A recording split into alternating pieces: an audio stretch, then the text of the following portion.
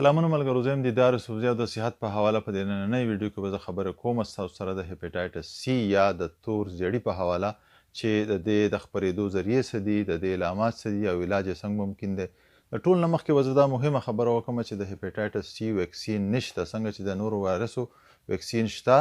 خو د هیپاټایټس سی ویکسین نشته. نو په دې وجه دا ډېر خطرناک دی. د هغو نه د دې بیا صرف علاج کیږي د انټي وایرل ډرګ په ذریعه یا هغه دوايانې کومې چې د وایرس خلاف استعمالیږي. د دې د خپرېدو ذریعې چې دي نو هغه هم لکه د هیپاټایټس بي هغه دي چې دا د وینې په ذریعه خپرېږي. د دې نه علاوه زموږ په وطن کې د سرنجونو په ذریعه ډېر زیات خپرېږي، د جنسي میلاپ په ذریعه خپرېدی شي او کله چې مور ته دا انفیکشن نو ماشوم ته خپرېدی شي. دا وایرس چې دی نو دا لکه د ټوخي یا د پرنجي یا د عام میلاپ په ذریعه باندې د نه خپرېږي، یا که مور ته انفیکشن نو ماشوم لکه پی ورکوي نو د هغې په ذریعه هم د دې د خپرېدو څه امکان نشته. علامات چې کوم دي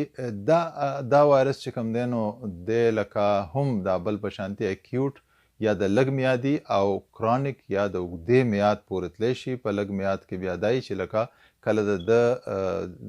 معلومات چې دي هغه زر وشي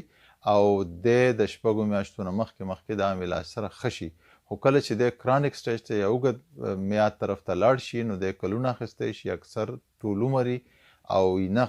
بالکل خرابه کړي او سړی مرګ ته رسولی شي. په دې کې 30% چې نو هغه اکیوټ سټیج کې ښه شي لکه کسان ته، او 80% چې دي هغه کرونیک سټیج ته یا اوږد میاد طرف ته لاړ شي.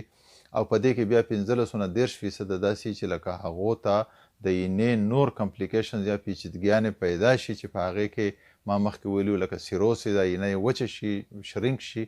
د دې نه علاوه چې د لیور فیلیر یا اینۍ بالکل کار پرېږدي او یا ورته کینسر هم کیدی شي. د WHO د ډیټا مطابق اوس چې دي په ټوله نړۍ کې تقریبا 1 میلیونه خلک چې دي هغو ته دا وایرس شته او هر کال د دې نه تقریبا 4 لکونه زیات کسان چې دي هغه د دې وایرس د وجې نه مري. پاکستان چې دی په دې شماره کې د هغو نمبر 2 دی. هیپاټایټس سی هلته دومره زیات سیوا دی یا تور زیړی که هر څو لکه دغه سیوا دی د دې د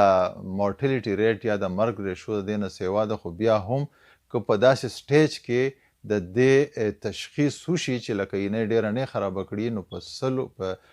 15% خلک چې دي هغه د دې نه ښه کیدی شي. علامات چې کوم دي، علامات هم لکه څنګه چې ما د هیپاټایټس بي هغه ویلي دغه هم دقه شانتې علامات دي. تقریبا د خېټې درد راتلی شي، د ولږې خاتمه ده، نری تبه راتلی شي. د دې نه علاوه چې ده نو تشې متیازو ډکو متیازو رنګ بدل شي او د دې سره اهم علامت چې دی هغه زیړی دی. د دې تشخیص موږ څنګه کوو؟ اول خو بیا زه دا خبره وکړم چې لکه په کار ده چې کال په کال سکرینینګ ټسټونه وشي چې د دې تشخیص څومره زر وشي نو علاج هم دومره زر کیږي.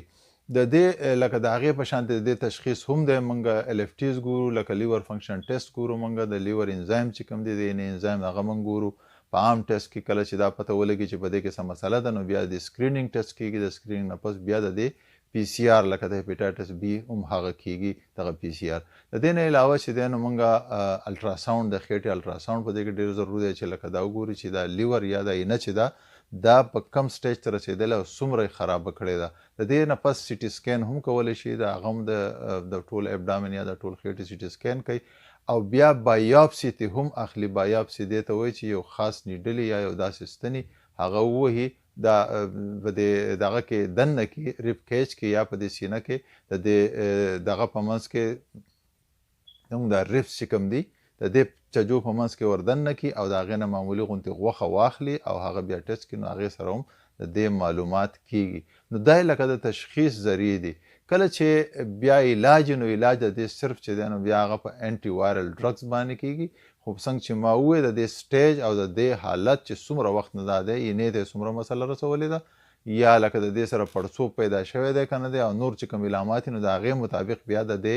علاج کیږي. انټي وایرل ډرګ یا د وایرس خلاف چې کومې دوايانې دي نو په هغې باندې د علاج کیږي. که د هغې نقصان زیات نه کړی نو دا تقریبا 3 میاشتې اخلي او کو نقصان زیات نو د 6 میاشتو پورې اخیستی شي یا زیات. خو د دې علاج چې دی نو هغه ټول په هغې دغه باندې کیږي څنګه چې هغه ته علامات دي.